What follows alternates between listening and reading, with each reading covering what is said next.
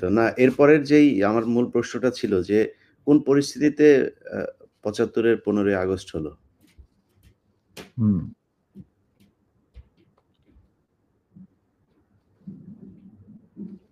খুবই স্পর্শকাতর প্রশ্ন ইলিয়াস। নিজের বাদ্য নিজে বাজানো অনেক সময় ঠিক হয় না। কিন্তু তুমি যখন প্রশ্ন করেই বসলে, তখন আমি স্যার, একটা ভাবে স্যার, ছোট্ট একটা স্যার, জবাব দেব। স্যার এই এই আমার YouTube চ্যানেলে আমি আজকে প্রায় ৫ বছর হলো ভিডিও লাইভ করি, প্যাকেজ দেই। সো ফার I রিমেম্বার আমার সবচেয়ে বেশি আ একসাথে ভিউয়ার্স ছিল সম্ভবত ২০ বা ২৫,০০০। আমি মাত্র খেয়াল করলাম এই মুহূর্তে ১,৭০,০০০ মানুষ এট এ টাইমে ওয়াচিং আওয়ার ভিডিওস। এটা তো এই তোমার the credit goes to you. No, credit goes to you, man. Goes to you. Well, মানে I'm just মানে well যা কিছু হয় আল্লাহর ইচ্ছায় হয়। আমি একজন আমি না, আমি এইজন্যই আমি বললাম যে আপনার নিজের ঢোল আপনি যেটা মানে বাজানোর কথা বলছেন, আপনি তো বাজান নাই ৫০ বছর চুপ ছিলেন। যেই স্বাধীনতা আপনারা এনে দিয়ে গিয়েছেন, সেই স্বাধীনতা না আসলে তো আজকের শেখ হাসিনা যে অবস্থায় দেশকে নিয়ে গিয়েছিল, সেই ৭৫ এর পরে আর হয়তো ২-১ বছর লাগতো শেখ মুজিবের সেখানে নিয়ে যেতে। তো আমাদেরকে এই যে উদ্ধার করে দিয়ে গিয়েছেন, এই কৃতজ্ঞতা বোধটা বাঙালি জাতির নেই। যে কারণে আজকে মেজর শরীফুল হক ডালিম বাংলাদেশের মাটিতে নেই। অথচ আপনাদেরকে সর্বোচ্চ সম্মাননা দিয়ে আমাদের দেশে রাখা দরকার ছিল। সেই সম্মানটুকু আমরা দেখাতে পারি নাই বলেই মাঝে মধ্যেই আবার ২০২৪ আসে। তো আপনি ওইটা নিয়ে আমার মনে হয় আ দেরি তো অবশ্যই হয়েছে কিন্তু আমাদের জানা উচিত। এই জাতি প্রতিটা মানুষ জানতে চায় কি হয়েছিল ৭৫ এর ১৫ই আগস্ট? প্রথম কথা, প্রথম কথাটা হচ্ছে যে ১৫ই আগস্ট কিন্তু কোনো বিচ্ছিন্ন ঘটনা না। এটার সূত্রপাত হয় মুক্তিযুদ্ধ চলাকালীন অবস্থায়। আমরা বুঝতে পেরেছিলাম যে বাংলাদেশের মুক্তিযুদ্ধটা অ্যাকচুয়ালি কাদের ইন্টারেস্টে হচ্ছে? এটা কি আমাদের ইন্টারেস্টে হচ্ছে যে আমরা আমাদের দেশ যুদ্ধ করে স্বাধীন করব? নাকি এটার পেছনে অন্য কোনো উদ্দেশ্য কাজ করছে? যখন ৭ দফাতে চুক্তি করে নজরুল ইসলাম আর তাজউদ্দিনকে পারমিশন দেওয়া হলো to establish provisional government in Calcutta, এই ৭ টা ক্লজ পড়ে সাইন করার পর দস্তখত করার পরে নজরুল ইসলাম সাহেব ফিট হয়ে পড়ে গিয়েছিলেন যে এটা তো একদম একটা দাসখত যে আমরা ক্রমান্বয়ে ভারতের একটা করদ রাজ্য তারপরে একটা অঙ্গরাজ্য হিসেবে অঙ্গরাজ্যে পরিণত হবে বাংলাদেশ, হবু বাংলাদেশ। আর ওই joint declaration between Usmani and general Manekshaw joint command establish করার পর কথা ছিল যে general Usmani on behalf of Bangladesh government will invite General Manekshaw to come and be present as an auxiliary force commander, সহায়ক শক্তির কমান্ডিং চিফ হিসাবে in the surrender ceremony, but the instrument will be signed by the Mukti Fauj commander in chief, who was General Usmani, Colonel Usmani. কিন্তু সেটা হতে দেওয়া হলো না। ১৬ই ডিসেম্বরে যে সারেন্ডার সেরেমনিতে হলো রেস করতে, সেখানে পরিষ্কার বাংলাদেশের জনগণ দেখতে পেল যে পাকিস্তান আর্মি সারেন্ডার করছে ভারতীয় সেনাবাহিনীর কাছে এবং সেখানে সাইন করছেন আরোরা ভারতীয় বাহিনীর পক্ষে আর ওদিকে নিয়াজি পাকিস্তানি আর্মির পক্ষে। সেখানে মুক্তিযোদ্ধারা কোথায়? আমরা পড়ে থাকলাম ঝাড়ুদার হিসেবে ইন্ডিয়ান আর্মির রাস্তা পরিষ্কার করে দেওয়ার কাজে, বনে বাদারে। আমাদের কি কোনো শহরগঞ্জে ঢোকার পারমিশন দিল না মুজিব সরকার, মানে তাজউদ্দিনের সরকার, আওয়ামী লীগ সরকার। সেই অবস্থায় কি প্রমাণিত, এটা এই ঘটনায় কি প্রমাণিত হলো? ইন্ডিয়া প্রমাণ করলো সারা বিশ্বে যে বাংলাদেশ জনগণ নিজেরা যুদ্ধ করে দেশ স্বাধীন করেনি। বাংলাদেশ নামক একটি রাষ্ট্র প্রিমেচুরলি জন্ম দেওয়া হয়েছে as an outcome of Indo-Pakistan war, যেখানে ইন্ডিয়া জিতেছে। এইটা হলো ইতিহাসের শুরু। তারপর মুজিবকে যখন ছাড়া হলো, সে তো কিছুই জানতো না যে দেশ স্বাধীন হয়েছে, কোনো মুক্তি ফৌজ বলে কিছু ছিল, হাজার হাজার লোক দেশচ্যুত হয়েছে, প্রাণ হারিয়েছে, কি জানতো। সে তাকে যখন ছেড়ে দেওয়া হলো, তখন ইন্দিরা গান্ধী তাকে পাকিস্তানে ফোন করে বলল যে, ফোন করলো মুজিব, ফোন করে বলল যে আমি দেশে ফিরে যাচ্ছি। তখন ইন্দিরা গান্ধী যাওয়ার আগে আপনার সাথে দেখা করে আমি আপনাকে কৃতজ্ঞতা জানতে চাই। তো তখন ইন্দিরা গান্ধী বলল, কৃতজ্ঞতা তো জানাবেন, আপনি ফোন না করলে আমি আপনাকে ফোন করতাম, আপনাকে ঢাকায় সরাসরি আপনি যাবেন না, আপনি নয়াদিল্লি হয়ে যেতাম। মুজিব সেটাই করলেন, তিনি চলে গেলেন নয়াদিল্লি, লন্ডন হয়ে।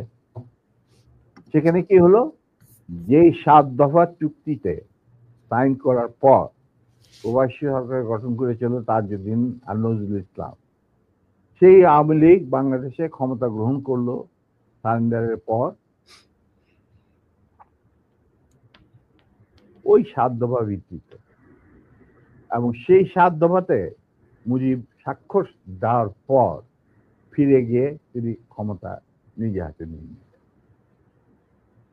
তাজউদ্দিনকে বলল, তাজউদ্দিন তুমি প্রাইম মিনিস্টার থাকবা না, আমি হব প্রাইম মিনিস্টার। তারপর কি হলো, কোনো নির্বাচন নাই, কিছু নাই। ওই 70-এর নির্বাচনের সুবাদে তারা ইন্ডিয়ার 4 স্তম্ভ ডুপ্লিকেট বাংলাদেশে ইম্পোর্ট করে তার উপরে একটা সংগঠন বানানো, হুবহু এক। শুধু তাই না, রবীন্দ্রনাথ ঠাকুর, যাকে নিয়ে আমরা নাচানাচি করি এবং অনেকের মানে ভাসে যায়, আপ্লুত হয়ে যায় আবেগে, এই রবীন্দ্রনাথ ঠাকুর একজন ইন্ডিয়ান নাগরিক এবং ইন্ডিয়ার জাতীয় সঙ্গীতের রচয়িতা। আমাদের দেশে তার চেয়েও প্রতিভাবান কবি কাজী নজরুল উপস্থিত থাকা সত্ত্বেও আমরা সেই ভারতীয় নাগরিকের একটা গানকে আমাদের জাতির উপরে চাপিয়ে দেওয়া হলো জাতীয় সঙ্গীত। পৃথিবীর ইতিহাসে এমন কোন নজির আর দ্বিতীয়টা আছে বলে আমি মনে করি না। কেন কোন বাংলাদেশে যদি নজরুল ইসলামকে আমরা জাতীয় কবি আখ্যা দিয়ে থাকি, তাহলে নজরুল ইসলামের গান কেন হলো না? বা অন্য কারো গান হতে পারতো জাতীয় সঙ্গীত। ভালো ভালো কবি সাহিত্যিক ছিলেন আমাদের দেশে, কিন্তু পৃথিবীর ইতিহাসে কোথাও নাই যে বিদেশি এক নাগরিকে যে নাকি তার দেশের জাতীয় সঙ্গীত রচনা করেছে এবং আমাদের শুদ্ধ স্বাধীন বাংলাদেশে এসেও আমাদের জাতীয় সঙ্গীত রচনা করতে হবে। কি ধরনের কথা? That means you have nothing in your hand. তারপর মুজিবকে দিয়ে রক্ষী বাহিনী সৃষ্টি করলো ইন্ডিয়া। তারা বাংলাদেশের সামরিক বাহিনীকে দুর্বল করে একটা নামের মাত্র সামরিক বাহিনী, হাতে লণ্ঠন করে ঠনঠন, এই ধরনের একটা সেনাবাহিনী রাখবে। আর কারণ একটা সেনাবাহিনী তো রাখতেই হবে, কারণ যে কোনো জাতির মেরুদণ্ড হচ্ছে সেনাবাহিনী। ওই হাতে লণ্ঠন করে ঠনঠন, আর আসলে তার চেয়ে অনেক শক্তিশালী একটা বাহিনী গঠন করলো ইন্ডিয়া। স্যার ওই যে ৭ দফাটা আমরা তো ইতিহাস পড়ে আমরা তো আসলে সাক্ষী না। আমরা পড়ে মানুষকে জানানোর চেষ্টা করেছি। আপনার স্মরণ আছে ৭ দফাটার কথা কি, কি ছিল ওই দফায়? যদি কয়েকটা গুরুত্বপূর্ণ জায়গা যদি মনে রাখেন। দেখো, আমি না ভাই, আমি তো অ্যাকচুয়ালি ৭ দফায় একদম টোটো এগুলো আমার বইতে লেখা আছে। হুম। যারা এটা কেন জিজ্ঞেস করলাম স্যার? কারণ হচ্ছে মানে আপনি আচ্ছা, আমি সেনাবাহিনী তো করতে পারবেন না স্যার। সেনাবাহিনী তো আমাকে ৭ দফা মানলে করতে পারবেন না স্যার। আমার পক্ষে হয়তো এখন রিকালেক্ট করা অফেন হুম, ডিফিকাল্ট, জি কারণ স্যার। আমার মাথায় অনেক কিছু খেলা করে। জি স্যার। দু একটা জিনিস বলছি, যেমন ধরো মুজিব এবং তার সরকারকে প্রোটেকশন দেওয়ার জন্য ইন্ডিয়ান আর্মি অবস্থান করবে বাংলাদেশ রাইট। সশরীরে। বাংলাদেশের কোনো শক্তিশালী সামরিক বাহিনী গঠিত হবে না। বাংলাদেশের কোনো স্বাধীন বৈদেশিক থাকবে না। বৈদেশিক নীতি থাকবে না। হুম। বাংলাদেশের শাসন ব্যবস্থা, আমলাতন্ত্র, শিক্ষা ব্যবস্থা, স্বাস্থ্য ব্যবস্থা, শিল্প ব্যবস্থা, কৃষি ব্যবস্থা সবকিছুই চলবে ভারতীয় বিশেষজ্ঞদের ইচ্ছা মতো। তারা মুজিব বিরোধী কোনো মানুষকে বাঁচিয়ে রাখা হবে না। তার জন্য যত লোক মারা দরকার মারা হবে, যত লোককে লুলা ল্যাংড়া করা হবে, চক্ষু তুলে নেওয়া হবে, মেয়েদের ইজ্জত লুণ্ঠন করা হবে, কোনো সমস্যা নেই। এইভাবে প্রতিপক্ষের উপর ঝাঁপিয়ে পড়ায় 40,000-এরও বেশি লোক মারা গেছে, সেটা সবাই জানে, প্রত্যেক আসছে। তারপর তোমার আমরা একটা করদ রাজ্যে পরিণত হয়ে গেলাম।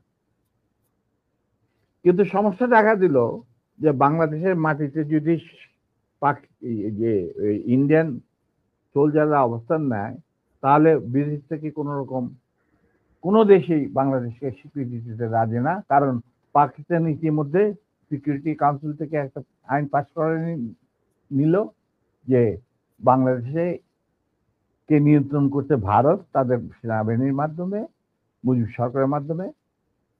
অতএব এটা একটা ডিসপিউটেড টেরিটরি, এটা একটা স্বাধীন দেশ নয়। তাই আপনারা স্বাধীন কিভাবে রিকগনাইজ করবেন মুজিবের সরকারকে? এরপর এই অবস্থায় ইন্দিরা গান্ধী পড়ল মুসিবত, তো আজ মুজিব সরকার। তখন ইন্ডিয়ান সরকার ডিসাইড করলো যে ঠিক আছে, আমাদের সোলজার আমরা ফেরত নিয়ে আসবো, তার পরিবর্তে আমরা জাতীয় রক্ষী বাহিনী বানিয়ে, তাই করা হলো।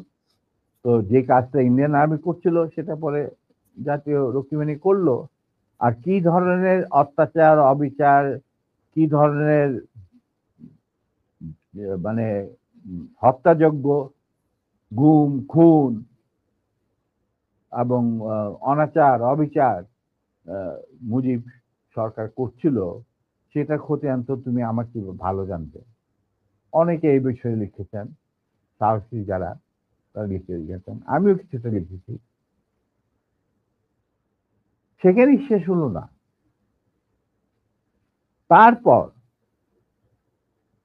দেখা গেল যে সেই সুতিগার থেকে মুজিব কায়েম করলেন একদলীয় এক ন্যায়তত্ত্ব, স্বৈরাচার শাসন, বাকশাল, এবং নিজেকে তিনি আজীবন রাষ্ট্রপতি হিসেবে ঘোষণা দেবেন সিদ্ধান্ত না হলো।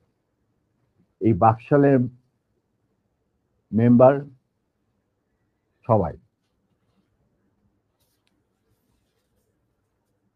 সেই বাকশাল করার পর মুজিবের শক্তি বেড়ে গেল, তার নিষ্ঠুরতা এমন অসহনীয় পর্যায়ে চলে গেল। ইলিয়াস লুটপাট, মার ধর, চোরাচালান, তার নকল টাকা ছাপানো ভারত থেকে, এই সমস্ত মানে একটা আমাদের মনে অস্তিত্বই এমন অবস্থায় গিয়ে থাকলো যে মানুষ একদিন মুজিবের জন্য দোয়া করেছিল যে আল্লাহ আমাদের এই মুজিব আমাদের চোখের মনি, আমাদের বাঁচাবে, দেশকে স্বাধীন করবে, বাঙালিদের ন্যায্য অধিকার আদায় করবে।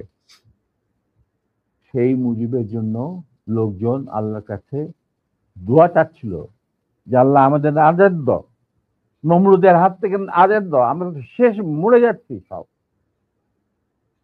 কোথাও কোনো কেউ নেই প্রতিবাদ করা।